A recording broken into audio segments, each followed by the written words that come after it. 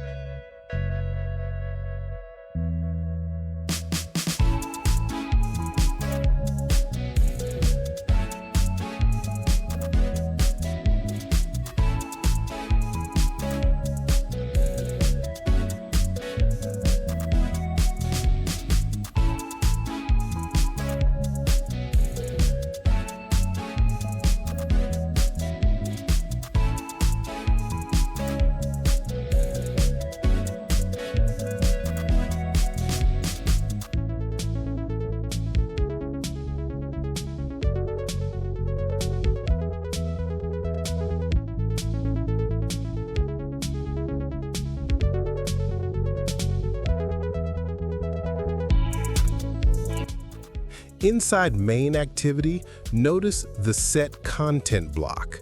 This is where we place our composables, the building blocks of a Compose UI. Jetpack Compose is Android's modern toolkit for building native UIs.